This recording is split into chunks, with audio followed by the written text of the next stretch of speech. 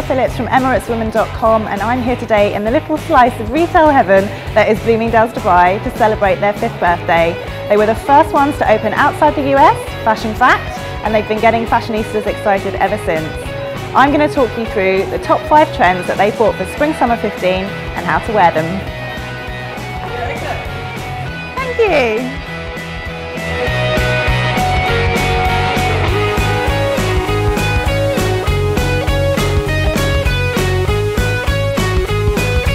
So trend number 1 is stripes, or as Bloomies is calling this incarnation of them, the rather impressive sounding stripes reimagined. Stripes are an oldie but a goodie. They're one of those trends that come around like clockwork every few seasons, but the job of the designer is to reinvent something as classic as them and make them feel really fresh and relevant. This season, it's not about your basic nautical stripe.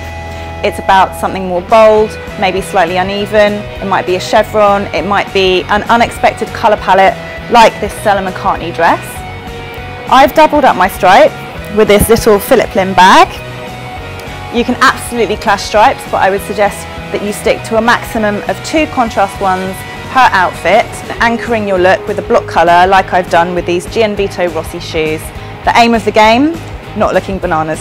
So trend number 2 is another remix on a classic. This is Denim 2.0.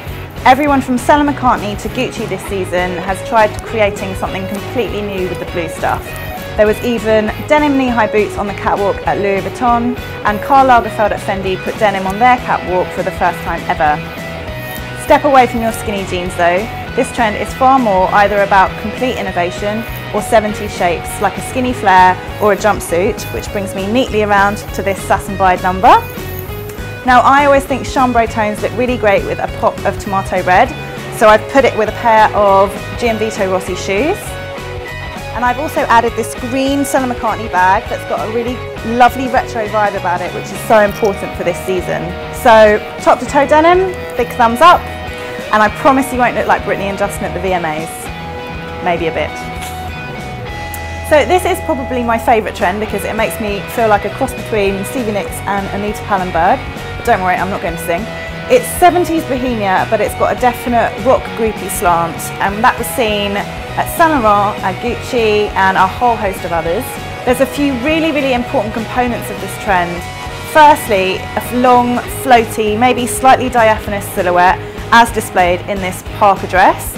And I've added a lace-up, shrunken, haute hippie jacket just to give it a little bit of a toughened edge. I've also laid it over some 70s style Charlotte Olympias, which to me just screams David Bowie, which is awesome. And I've layered a load of jewellery up, and the aim here is to look like you've collected this on your exotic travels across the world because you're such a nomad. I would also say, if you're really dedicated to the trend, add a big floppy hat and some sunglasses like these Miu Miu ones. And just think Kate Moss at Coachella, she's your spirit animal here. Trend number 4 is the candy shop trend, and if you don't like it, then you've got Jeremy Scott and Moschino almost entirely to blame, although Sophia Webster does it quite well too. Pink is obviously the buzzword, but others include fun, kitsch, ultra girly, and ultimately quite a bit trashy, as evidenced by my gold Moschino backpack here. If in doubt, just ask, would I have dressed my Barbie in this when I was 6 years old? If the answer is yes, you're pretty much onto a winner. Also, I defy anyone to have a bad day when they're dressed like this. So, last trend but not least trend, and I appear to have got my legs out, so sorry about that, but the trend is not legs, it's actually something called Supernature. And botanicals, just like stripes, they're one of those perennial prints, especially in the summer.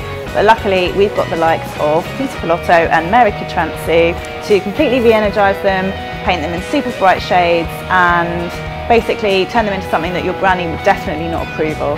As you can probably guess, these are definitely not wallflowers. These are fearless, these are bold, and these are electric.